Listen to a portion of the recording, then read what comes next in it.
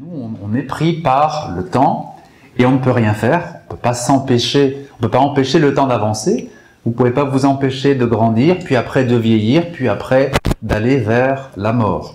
C'est un mouvement qui nous prend tous, mais il nous prend différemment, selon le rapport qu'on a nous au temps, selon la façon dont on va gérer son temps, selon notre compréhension aussi de ce qu'est le temps. Parce que c'est une expérience quotidienne, hein. Des fois on a l'impression que le temps passe vite, des fois on a l'impression que le temps passe pas vite. Mais c'est pas parce que c'est une impression quotidienne qu'on sait ce qu'est le temps. Est-ce que vous savez ce qu'est le temps? Est-ce qu'on sait vraiment ce qu'est le temps? C'est quoi le temps? Là, un test et un cadeau, oui, mais qu'est-ce que c'est que le temps dans sa nature? Qu'est-ce que c'est? Alors, c'est subjectif. Est-ce que le temps est subjectif? Oui, il y a une dimension subjective, mais il y a aussi une dimension objective du temps. Les physiciens parlent toujours de temps, par exemple. Ils vont toujours essayer de comprendre ce qu'est le temps. Einstein lui-même, en fait, toute sa théorie, elle tourne autour de la compréhension des rapports entre l'espace et le temps. Le temps, en réalité, on ne sait pas bien ce que c'est. Personne ne sait vraiment ce que c'est. Et ce qui est certain, c'est que le temps va être vécu différemment, et c'est là où vous avez raison, en fonction du rapport qu'on a à lui. D'abord, il y a une chose qu'il faut éclaircir tout de suite, c'est que le temps, c'est pas qu'une grandeur quantitative. Il n'y a pas que la quantité de temps. Une grandeur quantitative, c'est une grandeur que vous pouvez découper. Un mètre, par exemple, c'est une grandeur quantitative. Vous pouvez découper ce mètre en centimètres ou en millimètres, etc. Le temps, c'est une grandeur quantitative. Vous pouvez découper une journée en 24 heures et une heure en 60 minutes et une minute en 60 secondes. Donc c'est quantitatif. Mais c'est aussi et surtout, et ça on l'oublie beaucoup, qualitatif. Il y a la quantité de temps qui est importante, il y a la qualité du temps. Vous ne pouvez pas rajouter des années ou même des heures à la quantité de temps qui vous est impartie. On a chacun une quantité de temps sur Terre à passer et on ne peut pas la changer. Personne ne peut avancer sa fin, personne ne peut reculer sa fin. Par contre, ce qui nous est demandé, c'est de savoir mettre de la qualité dans ce laps de temps. Disons, prenons 70 ans. Cette durée de vie de 70 ans, la qualité de ce qui va être vécu et la qualité du temps dépend de l'attitude du croyant, dépend de la façon dont il perçoit ce qu'est le temps. Alors on va essayer ensemble de comprendre un peu c'est quoi la qualité du temps? Qu'est-ce qui donne de la qualité à notre temps? Est-ce qu'une heure, c'est toujours la même chose? Ou est-ce qu'une heure, ça peut être beaucoup chez certains et très peu chez d'autres? Cette notion de qualité, ou si on préfère de bénédiction, al-barakatu fil waqt, la bénédiction dans le temps, c'est quelque chose de très important qui touche tous les domaines.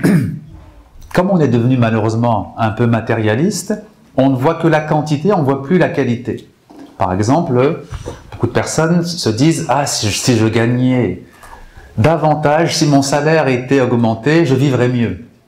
Si mon salaire était augmenté de 50%, j'aurais une qualité de vie bien meilleure. » Parce qu'ils ne voient que la quantité. Ils veulent que leur salaire soit augmenté en termes de quantité. Mais il y a aussi ce qu'on appelle al-barakatu fir rizq, la bénédiction dans le rizq, dans la subsistance. Des personnes peuvent être très à l'aise avec un salaire moyen ou modeste, et vous avez des personnes qui sont toujours endettées alors qu'elles gagnent très bien leur vie. Et donc elles sont toujours dans les problèmes. Elles ont l'impression de jamais y arriver, elles ont l'impression de toujours être dans le manque.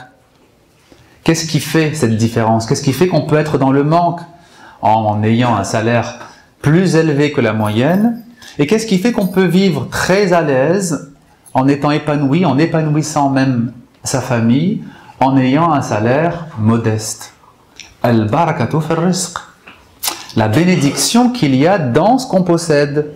Vous avez des personnes qui doivent acheter 10 fois la même chose parce que ça casse tout le temps, parce que ça ne dure pas chez eux. Et d'autres personnes vont garder les choses très longtemps. Ils vont, je sais pas, acheter une voiture et puis elle va leur durer très longtemps, elle sera en bon état pendant très longtemps. Ils vont acheter un meuble et puis ça va être quelque chose qui vont durer, qui vont garder 15 ans, 20 ans, 30 ans, voire qui vont transmettre à leurs enfants parce que il est en très bon état, ils l'ont gardé en très bon état. Qu'est-ce qui fait cette différence? C'est la baraka.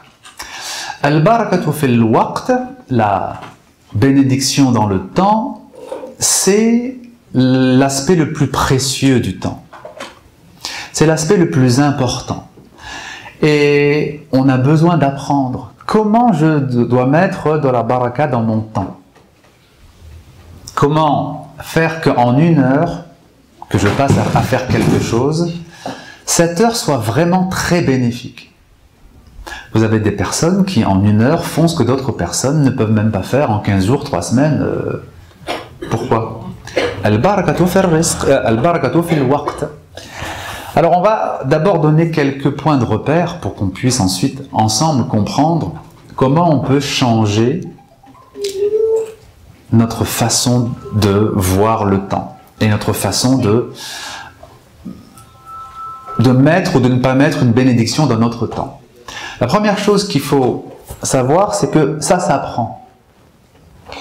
On ne naît pas comme ça tout seul avec la capacité de mettre une bénédiction dans son temps, de savoir gérer son temps.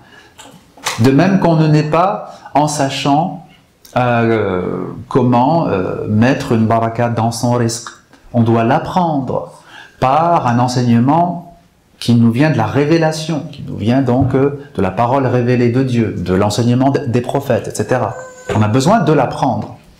Et l'imam al-Shafi'i, vous connaissez tous l'imam al-Shafi'i, hein, le fondateur donc du rite Shafi'i, qui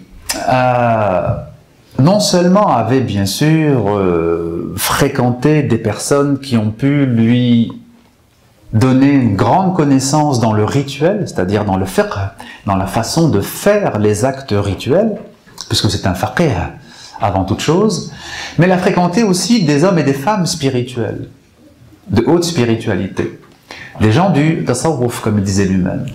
Et il disait, j'ai appris 2 choses des gens du tasawwuf. Et ces 2 choses, c'est nafsuka in lam tushghilha bil haqqi shaghalatka bil batil. Ton âme, si tu ne l'occupes pas avec la vérité, elle va t'occuper avec l'illusion, l'erreur. Et la deuxième chose qu'il a apprise de ces hommes et ces femmes spirituels, c'est al-waqtu sayfun in lam taqta'hu qata'ak. Le temps, c'est comme une épée. Si tu ne tranches pas le temps, c'est lui qui va te trancher. Alors il a appris 2 sagesses qui en réalité se complètent. Elles sont complémentaires l'une avec l'autre. On va commencer par celle du temps. Al-waqtu sayfun. Le temps, c'est comme une épée. C'est-à-dire, ça peut être la meilleure chose, ça peut être la pire des choses. In lam taqta'hu qata'ak. Si tu n'es pas capable de trancher ton temps, c'est-à-dire de faire des séquences dans ton temps, d'organiser ton temps, c'est lui qui va te trancher. C'est-à-dire que tu vas être tiré vers le bas, il va te faire couler. La plupart d'entre nous, en fait, si vous réfléchissez, est-ce que c'est vous qui organisez votre temps ou est-ce que c'est les obligations extérieures qui organisent le temps pour vous? C'est vous qui organisez votre journée ou bien c'est l'heure à laquelle vous devez arriver au travail, l'heure à laquelle vous devez aller à l'école, l'heure à laquelle vous devez rentrer du travail ou de l'école, l'heure à laquelle vous devez déposer les enfants, récupérer les enfants. Est-ce que c'est ça qui organise votre journée ou est-ce que c'est vous, réellement, qui organisez? Eh bien, voyez en fait, par exemple, en temps de vacances ou en temps de voyage. Voyez en fait si votre journée elle est organisée ou si les heures passent, les heures coolent et puis simplement on est là, bon, c'est l'heure du repas, on mange et puis on sait pas trop quoi faire et on s'assoit à table et on reste jusqu'à 16 heures et puis après 16 heures, ben, c'est l'heure de préparer le repas du soir et on va préparer le repas du soir et on revient à table et on reste à table. Est-ce que ça c'est une journée de quelqu'un qui a vraiment compris le sens de la vie? Est-ce que ça c'est une journée de quelqu'un qui a compris que chaque instant est précieux, chaque journée est précieuse, chaque heure est précieuse et on doit en tirer le meilleur? Alors bien sûr qu'il y a des obligations et qu'il faut bien manger et qu'il faut bien faire le ménage et qu'il faut bien faire les courses, mais c'est pas ça organiser son temps. Ça c'est être l'objet ou la victime des obligations extérieures. Organiser son temps, c'est le contraire. C'est-à-dire que c'est vous qui allez placer, ou vous le voulez-vous, vous allez placer les obligations. En les plaçant au moment où ça vous arrange vous le plus. Vous allez faire les courses quand ça vous arrange le plus. Vous allez faire votre programme de manière à avoir une vie la plus riche spirituellement possible. Une vie la plus équilibrée spirituellement, relationnellement, familialement possible. C'est-à-dire que vous allez organiser votre temps pour ne pas être épuisé simplement par les petites obligations du quotidien.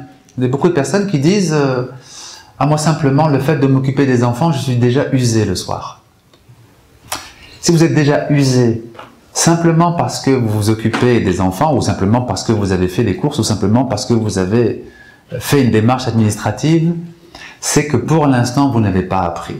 Vous ne savez pas ce que veut dire « al-barakatu fir rizq » et vous ne savez pas non plus faire en sorte que c'est vous qui gériez les choses. Alors l'imam Shafi'i, donc, il dit « J'ai appris de ces gens « al-waqtu sayfun, in lam taqta'ahu qata'ak » Si c'est pas toi qui le tranche, c'est lui qui te tranche. C'est-à-dire, si tu n'es pas actif sur le fait de t'organiser, d'organiser ton temps, alors c'est lui qui va te trancher. C'est-à-dire, tu en seras la victime. Et la deuxième sagesse, vous allez voir qu'elle va ensemble. Ou qu'elle est comme une explication de la première. La deuxième sagesse qu'il a appris, c'est « Nafsuka in lam tushghilha bil haqqi shaghalatka bil batil » Ton âme, ton ego, si tu ne l'occupes pas avec la vérité, c'est lui qui va t'occuper avec l'illusion, avec le mensonge. C'est-à-dire que on a des idées qui nous passent par la tête, on a des pensées, on a des ceci, on a des cela. Bon, si j'obéis à toutes les pensées qui me traversent la tête, je suis comme une marionnette. Quelle autonomie j'ai réellement? Quel pouvoir de décision réelle j'ai? Si je fais les choses en fonction de ce qui me passe par la tête, telle chose me fait peur, alors je vais prendre, comment dire, la fuite. Telle chose me fait envie, alors je vais essayer de m'en emparer. Si je suis le jouet de mes peurs et de mes désirs, je suis une marionnette, n'est-ce pas? Et ces peurs et ces désirs, elles vont m'emmener où? Elles vont m'emmener vers tout ce qu'il y a de plus mauvais. Les peurs nous empêchent très souvent de faire les choses qu'on aimerait faire. Et les désirs, eux, ils nous tirent toujours vers le bas et ils nous rendent esclaves. Si tu n'occupes pas ton âme ou ton ego avec la vérité, c'est lui qui va t'occuper avec l'illusion. C'est-à-dire, il faut te prendre en main, apprendre à se prendre en main. Et ça, c'est tout ce que la nefs n'aime pas. Elle n'aime pas. La nefs, qu'est-ce qu'elle aime? C'est la passivité. C'est-à-dire être pris par des choses. C'est-à-dire, je veux être dans une ambiance où on me donne l'envie de faire des choses. Par exemple, une ambiance où les gens, je sais pas moi, sont très motivés dans leurs études, alors je serai motivé aussi. Mais si je ne suis pas porté par une ambiance, si je ne suis pas porté par un milieu, je n'arrive pas à faire les choses par moi-même. Eh bien, c'est ça, la passivité. La plupart d'entre nous, on ne fait les choses que si on est pris par... Alors, on va être pris par la passion, par exemple. Quelque chose qui nous passionne. Là, on va se motiver par la passion, ou bien par la concurrence, ou bien par l'ambition, ou par la volonté de se montrer. Mais tout ça, est-ce que ce sont de bons moteurs? Est-ce que la volonté de se montrer devant les autres, c'est un bon moteur? C'est un très mauvais moteur. Est-ce que l'ambition est un bon moteur? Non, c'est pas un bon moteur. Et tous ces moteurs extérieurs, ils ne mènent pas à un bien. Ils vous tirent vers le bas, même si, pendant un certain temps, ils vous dynamisent. Parce que les gens disent, oui, mais ça nous dynamise. Oui, mais combien de temps? C'est pas indéfini, hein. C'est juste le temps de la nouveauté. Tant que c'est nouveau, tant que vous êtes un peu dans la nouveauté, vous allez être dynamisé. Et après, il vous faudra autre chose. Et vous allez retomber dans une démotivation, dans une paresse, dans une... Le seul moteur qui dure et qui reste à travers les années, et même qui s'amplifie avec les années, c'est un moteur qui vient d'Allah Ta'ala. C'est une force qui vient d'Allah. C'est une énergie qui vient d'Allah, qui est puisée en Dieu. Ça ne s'arrête pas. Ça ne dure pas 6 mois. Ou 3 mois. Mais pour ça, il faut accepter une chose. Il faut accepter que je me motive par la connaissance que j'ai, par les principes que j'ai, pas par l'ambiance dans laquelle je me trouve, pas par l'imitation des gens qui sont autour de moi, etc. Et c'est difficile ça, hein. C'est très difficile de trouver sa motivation dans sa relation avec Allah. Mais le jour où on l'a trouvé, alors là, on perd plus son temps. Là, on a trouvé quelque chose de solide. On a trouvé al-urwatul wuthqa. On a trouvé l'attache solide, l'anse solide. Quand vous la tenez, vous tenez quelque chose de solide. Ça prend du temps, pourquoi? Parce que notre âme, elle aime bien être portée. C'est pour ça que tout ce qui porte l'âme a un succès fulgurant. Fulgurant. C'est le succès fulgurant de tout ce qui possède une addiction. Tout ce qui est addictif, vous avez remarqué, a un succès fulgurant. Pourquoi? Parce que c'est tout ce que recherche l'âme. Elle veut être en addiction. Elle cherche l'addiction. Pourquoi est-ce qu'elle cherche l'addiction? Parce que quand on est dans une addiction, on est mu par son addiction, on est mis en mouvement par son addiction, n'est-ce pas? On n'a pas besoin de se motiver. Le pauvre drogué, par exemple, il va être mis en action pour aller trouver sa drogue. Il n'a aucune énergie pour rien, mais pour trouver sa drogue, il va avoir de l'énergie. C'est-à-dire que l'addiction remplace la volonté. Quand on est dans l'addiction, on n'a plus besoin d'avoir de la volonté, c'est elle qui a de la volonté à notre place. Et bien ça, an-nafs al-ammara bis-sou, l'ego, dans son aspect négatif, il aime beaucoup. Il aime beaucoup. Et on a tous quelque chose de ça. Alors après, il y a des degrés d'addiction. Et il y a des addictions plus destructrices que d'autres. Mais je donne l'exemple de la drogue parce que c'est très visible. Mais il y a des addictions plus sournoises ou plus subtiles. Mais comprendre que mon âme, elle recherche partout où est-ce qu'elle va trouver une addiction afin de se laisser porter par son addiction et de n'avoir plus besoin de se mettre elle-même en mouvement, mais d'être mise en mouvement par son addiction. C'est-à-dire qu'une fois que tu as une addiction, c'est elle qui va dicter ton calendrier. C'est elle qui va dicter ton agenda. Et une addiction, ça peut être très bête. Ça peut être très très bête. Il n'y a pas que des addictions très, qui paraissent très attirantes. Ça peut être très très bête. Ça peut être un jeu. Ça peut être plier des feuilles de papier. Ça peut être... vous avez des personnes qui vont répéter le même mouvement pendant des jours et des jours. Qu'est-ce que c'est qu'une machine à sous? C'est une machine dans laquelle les gens mettent une pièce et ils tirent. une pièce et il tire. Une pièce et il tire. Vous vous dites, mais il fait ça pendant des heures. Comment c'est possible? Une pièce et il tire. Une pièce et il tire. Et à chaque fois qu'il tire, il attend de voir les petits rouleaux, savoir s'il va gagner quelque chose ou pas. Rationnellement, vous vous dites, c'est incompréhensible. Comment quelqu'un d'équilibré, père de famille, qui a toujours une vie équilibrée, qui a toujours travaillé, qui s'est toujours occupé de ses enfants, comment un jour il peut tomber dans cette addiction et ruiner sa famille avec des machines à sous? Comment c'est possible? Parce que la nafs aime beaucoup le fait qu'elle va tomber dans les filets de l'addiction. C'est très important de comprendre cela. Si on ne comprend pas ça, d'abord un jour ou l'autre on risque soi-même de tomber dans une addiction. Et puis si on ne comprend pas cela, on ne comprend pas ce qui fait la base même de cette fameuse nafs. Le fonctionnement même de la nafs, c'est la passivité. La passivité. Je ne veux pas faire les choses. Je veux être porté à faire les choses, mais pas devoir décider moi-même de faire les choses. Et donc, vous voyez que les deux sagesses que Shafi'i retient, il les a pas retenues pour rien. C'est vraiment parce qu'elles contiennent énormément d'enseignements, énormément de profondeur en fait.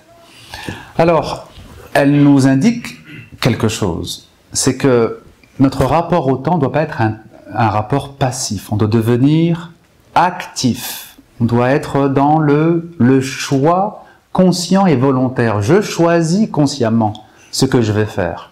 Je ne me laisse pas dicter ma journée par mes envies. Je choisis selon des principes. On remplace les envies par les principes.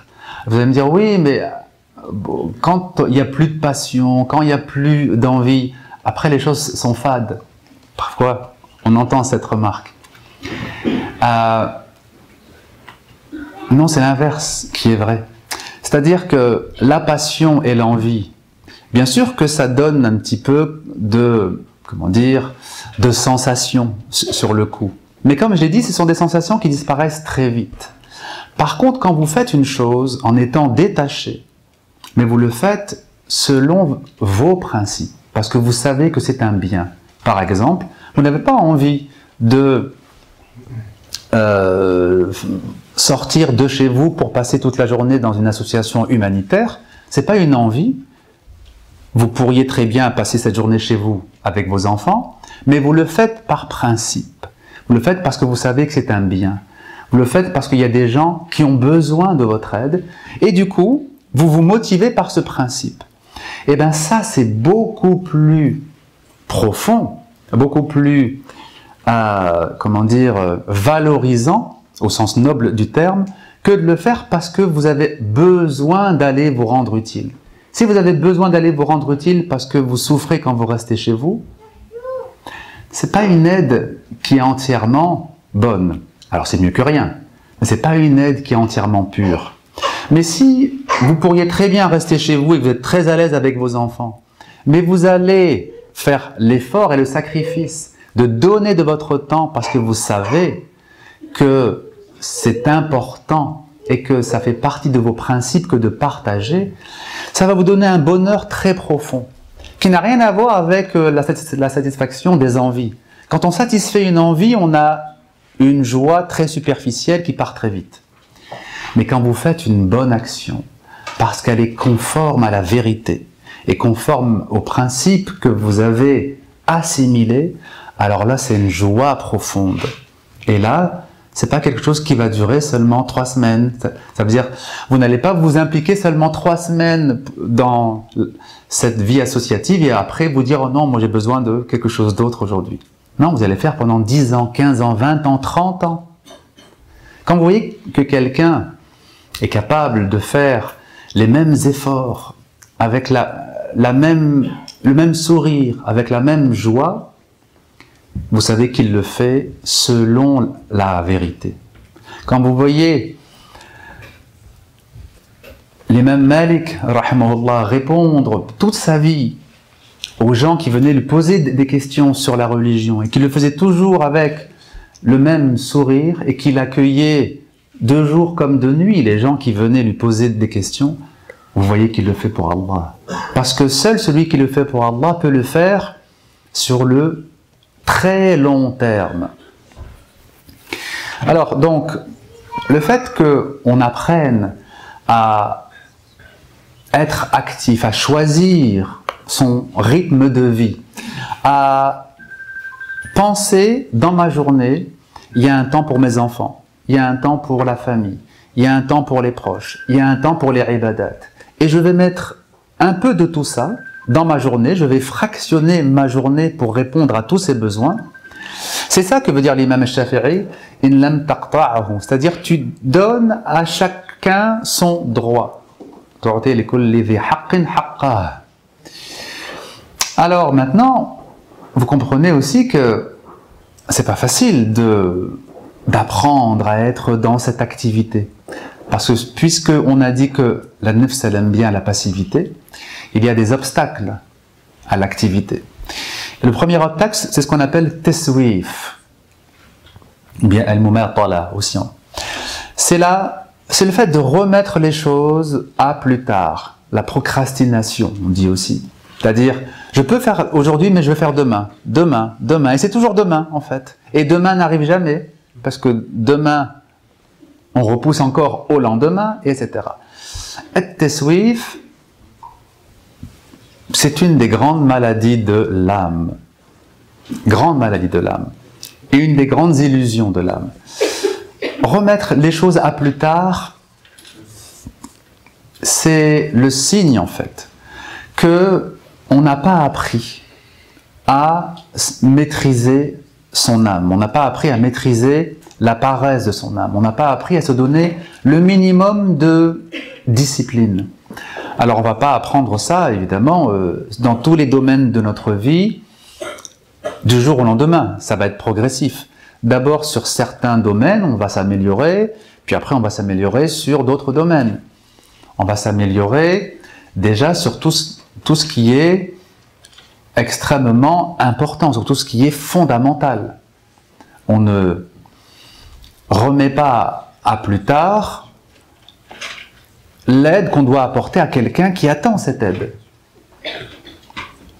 Donc on commence déjà par ne pas léser les autres. Il vaut mieux que vous vous lésiez vous-même plutôt que vous allez léser les autres. Donc on commence d'abord par tenir sa parole. Si on a dit à quelqu'un qui compte sur nous qu'on va l'aider pour telle chose, eh bien on le fait, même si on a un peu de paresse qui va venir en nous, on le fait. Et ensuite, une fois qu'on a pris l'habitude de ne pas léser les autres, de ne pas les mettre en difficulté, on va apprendre à ne pas se léser soi-même, ça va être plus facile.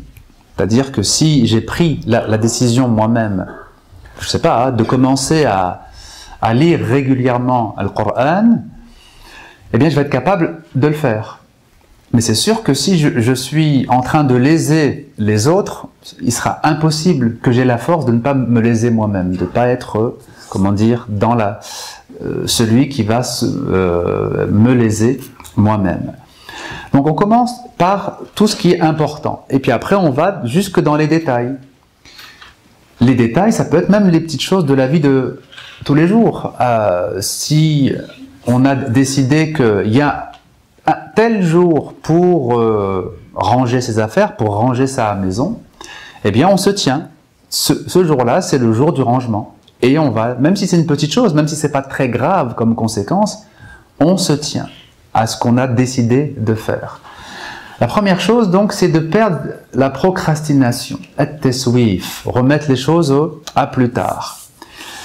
Si on apprend à donner de la valeur à chaque instant, si on apprend à réaliser que aujourd'hui je suis là, aujourd'hui je suis en bonne santé, mais demain je serai peut-être plus là, peut-être que demain j'aurai perdu la vie, et si je n'ai pas perdu la vie, peut-être que demain j'aurai perdu la santé, même si je suis toujours en vie et que je suis affaibli par la maladie, ce que je pouvais faire, je ne pourrais pas forcément le faire.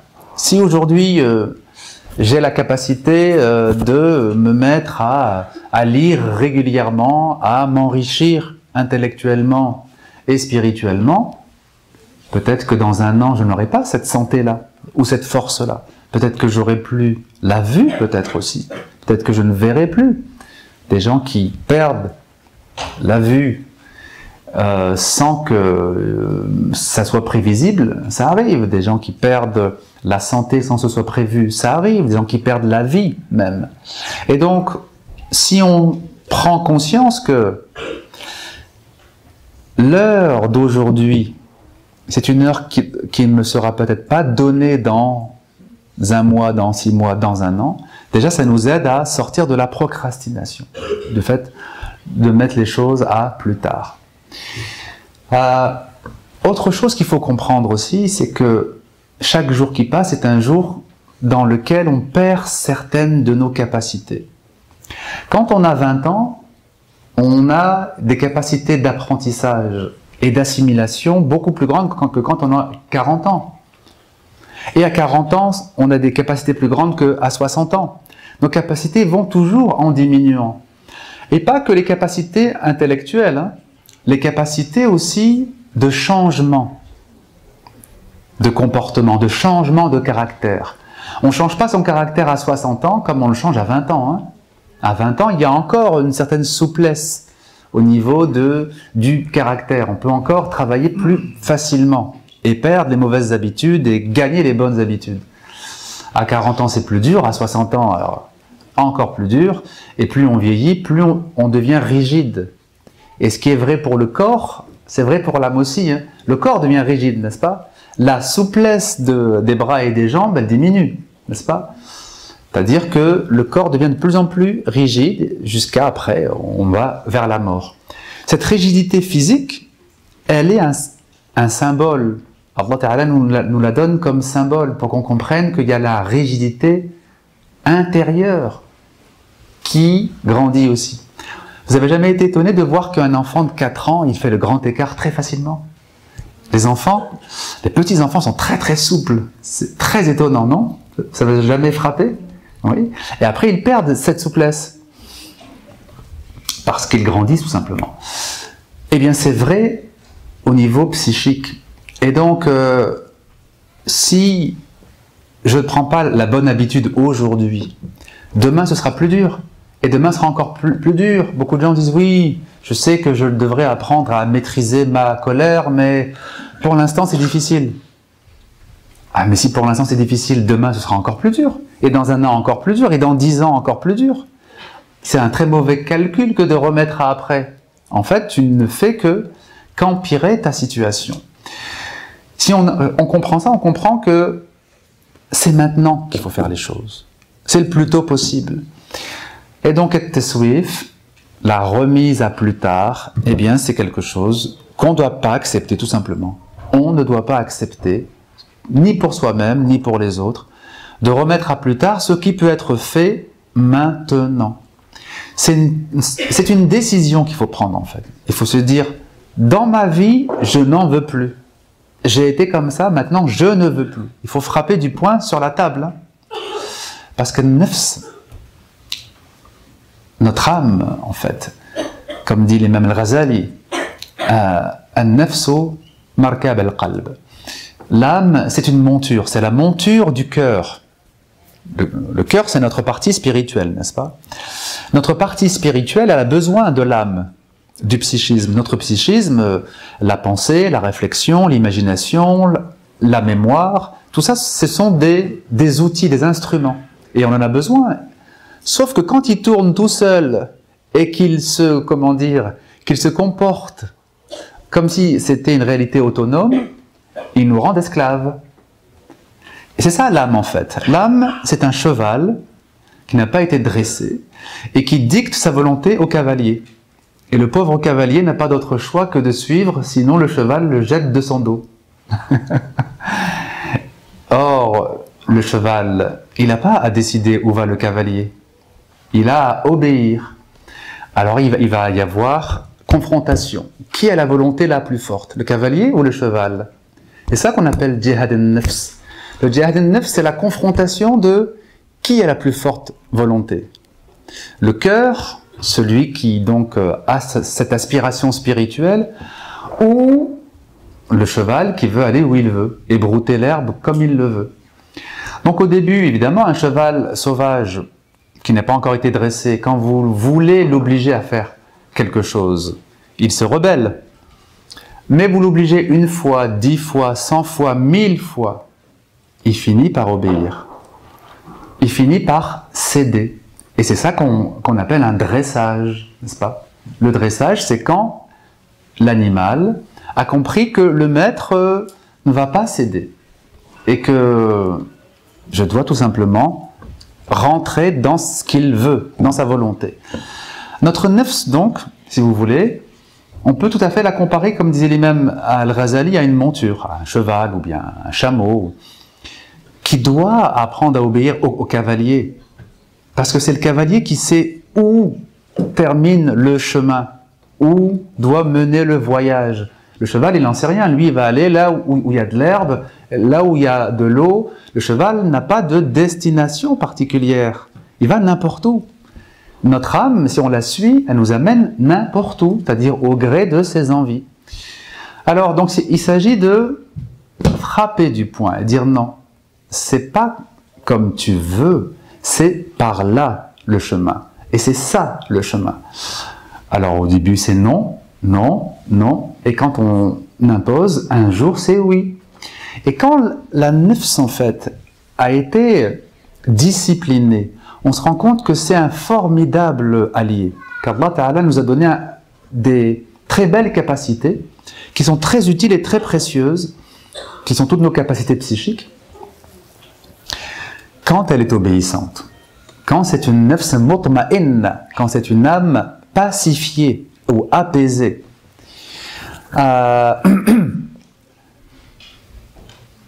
Le fait donc de s'imposer à soi-même, de faire les choses dès qu'on peut les faire, et pas plus tard, ça fait partie du djihad al-nafs. Disons, c'est un des éléments très importants du djihad al-nafs, qu'on oublie souvent. Parce que quand on parle des défauts de l'âme, souvent les gens vont dire la colère, l'avarice, l'impatience. Oui, c'est vrai, tout ça, ce sont des maladies de l'âme. Mais il y en a une qui est discrète, qui s'appelle al-kasal, la paresse, le fait de ne pas faire les choses, le fait de laisser le temps qui coule sans rien faire. Et qui est tout aussi grave que la colère, la jalousie, l'avarice, mais qui est peut-être moins spectaculaire. C'est vrai que quelqu'un de jaloux, il fait du tort autour de lui. Quelqu'un de colérique, il va exploser dans la colère, donc ça fait du bruit et ça se voit. La paresse, c'est plus sournois, elle s'installe tout doucement et elle vous tire vers le bas tout doucement. Mais c'est très important donc de comprendre qu'il n'y a pas de djihad al-nafs, il n'y a pas de travail sur soi-même sans travail sur la paresse et donc sans travail sur le fait de savoir utiliser son temps ou faire en sorte de mieux utiliser son temps.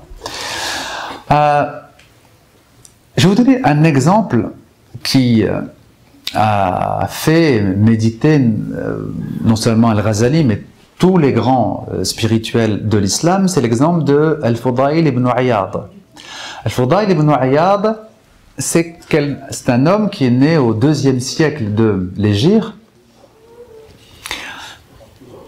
et qui, en fait, durant la première partie de sa vie, était un brigand. C'était un coupeur, on appelait ça les coupeurs de chemin. C'est-à-dire qu'il volait les caravanes de voyageurs. Et donc avec lui, il avait un groupe de voleurs et voilà, ils écumaient comme ça les routes. Et en même temps, il était dans ce mode de vie et en même temps, il se posait beaucoup de questions. Qu'est-ce que je fais de ma vie? Quel sens ça a? Pourquoi je fais cela? Et puis, il se marie un jour, et puis son épouse accepte de le suivre dans sa vie de voleur. Et tous les deux, en fait, se rendaient compte que leur vie n'avait aucun sens. Mais ils avaient du mal à couper avec ce mode de vie et à rentrer dans le licite, rentrer dans le halal, etc.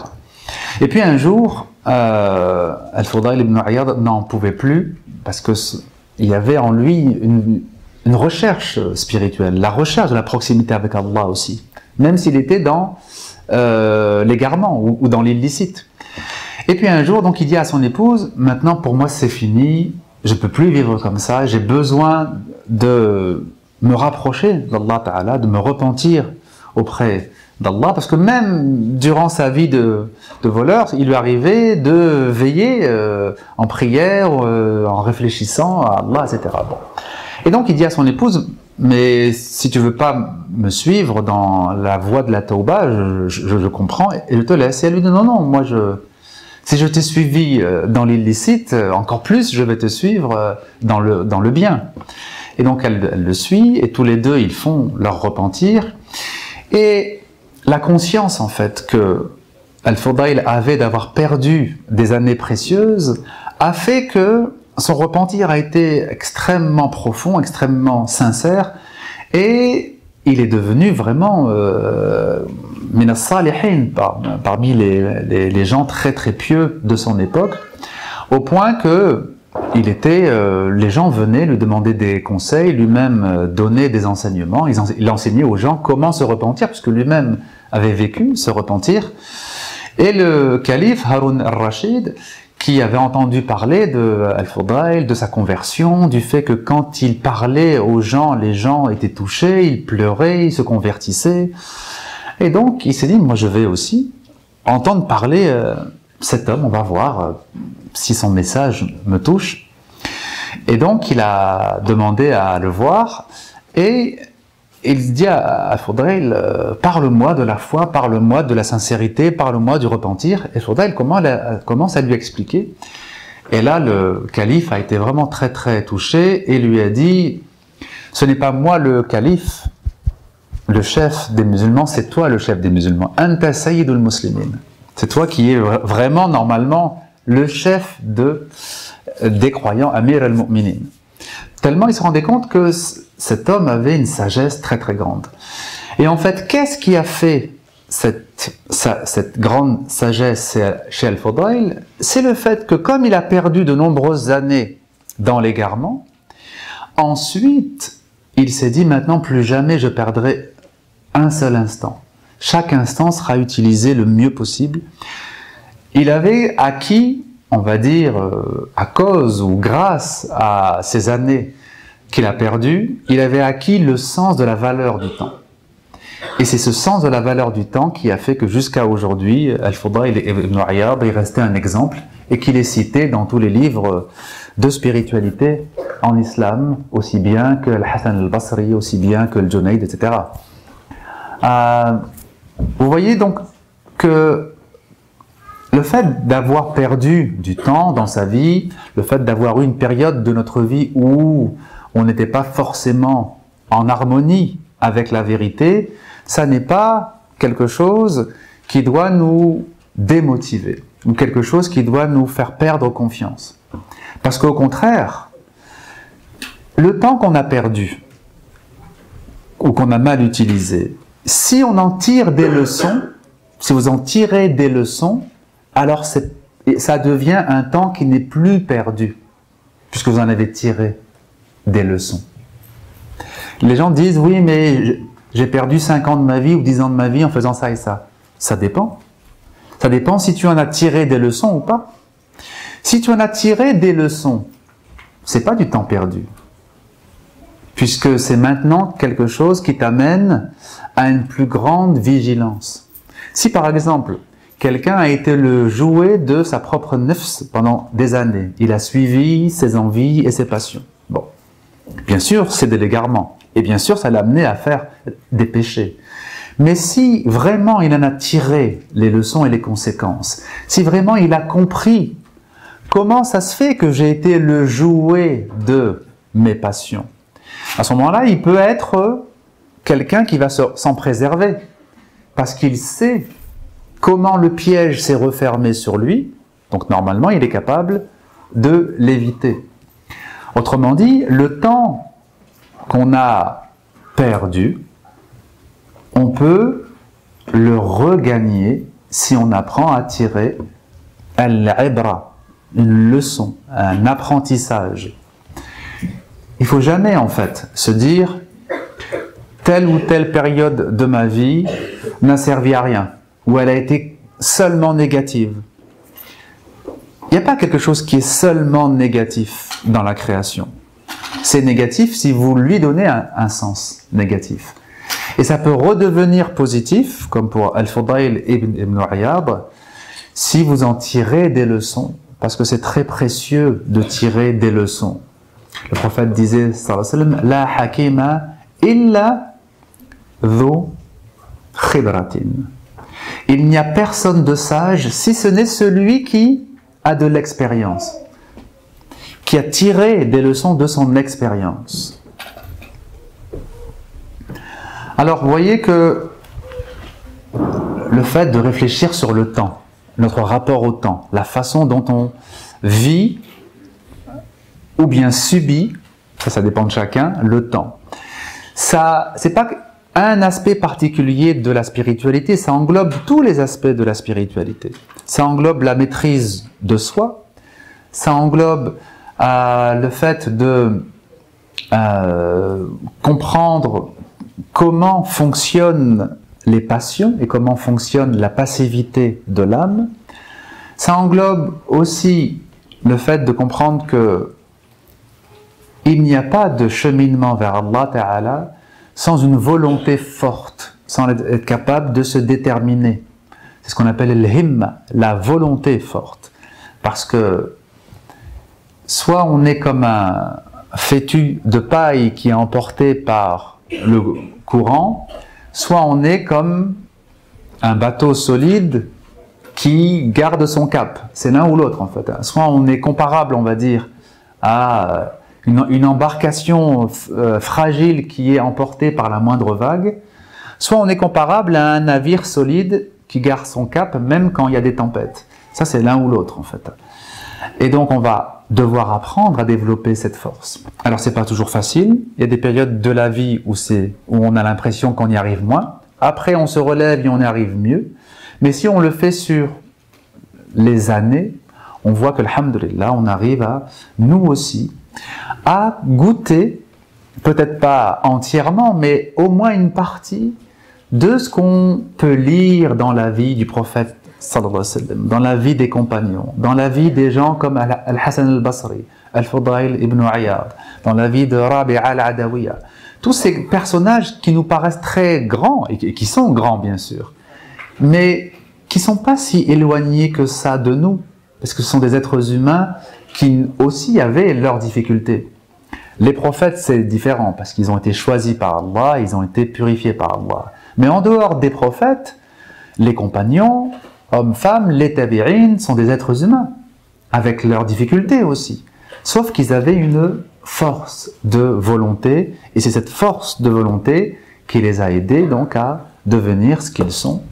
Et nous aussi, Inch'Allah Ta'ala, on peut vivre quelque chose de leur cheminement, quelque chose de leur avancée, pour peu qu'on fasse bien les choses. Il faut bien faire les choses. Et on va terminer sur un conseil. Quand vous prenez une décision, avant de vous dire maintenant je vais faire ça, d'abord assurez-vous que c'est bien raisonnable, que c'est bien tenable sur le long terme. Parce que si c'est pas tenable sur le long terme, si c'est pas raisonnable, alors vous allez devoir arrêter puisque c'est trop. Et si vous commencez une chose et que vous arrêtez, vous allez prendre la mauvaise habitude de ne pas avoir de volonté forte. C'est exactement comme un parent qui dit à son enfant « Maintenant, en rentrant de l'école, tu vas réviser pendant 5 heures. » C'est pas raisonnable.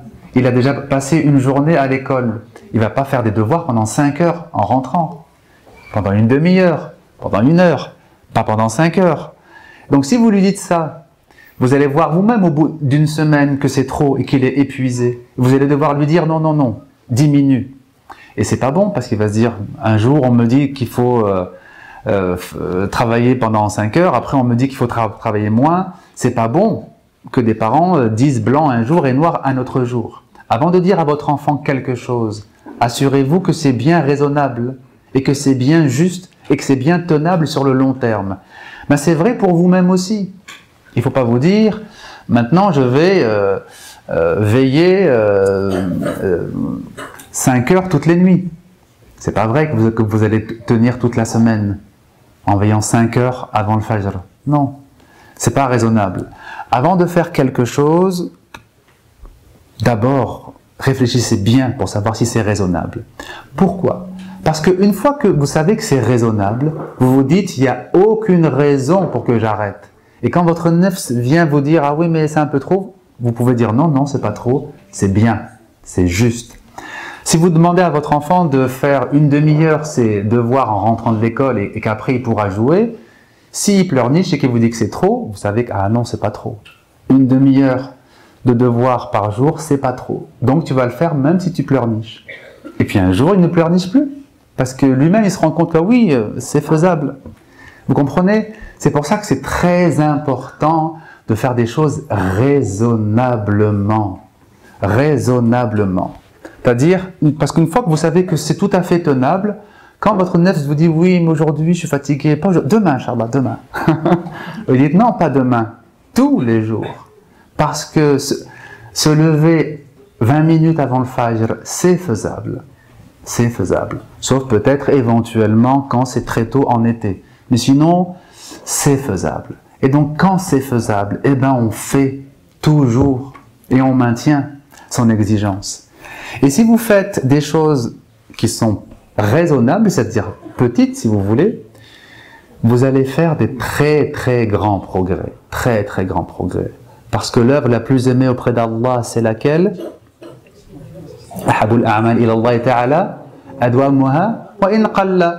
L'acte le plus aimé par Allah Ta'ala, c'est celle qui dure sur le temps, sur la longueur, même si en soi elle est petite. C'est très important. Vous comprenez ce principe de faire des choses raisonnables, c'est très important parce que ça vous donne une force pour ne pas céder aux caprices. Parce que c'est difficile de passer, déjà, ne pas céder aux caprices de ses enfants. Pour certains, c'est très difficile. Mais ne pas céder à ses propres caprices, comme ça vient de l'intérieur, c'est difficile. Quand vous avez une petite voix qui vous dit « oui, mais aujourd'hui, je suis… » C'est difficile.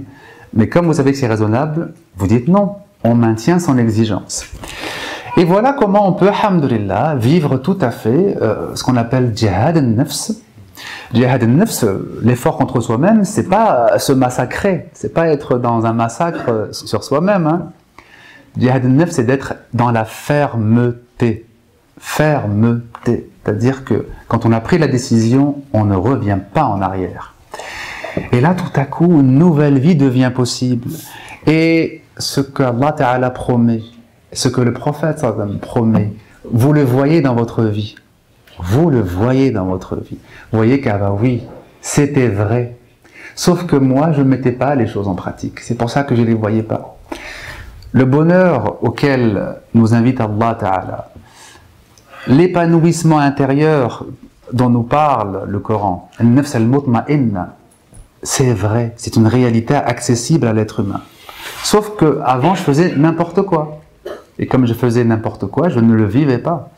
Vous voyez que l'évolution spirituelle dont nous parle le prophète, vous voyez que l'alchimie du bonheur dont nous parle Al-Ghazali, c'est le titre d'un de ses ouvrages. Vous voyez que c'est vrai, c'est une réalité. Vous le voyez en vous-même, vous voyez cette transformation alchimique.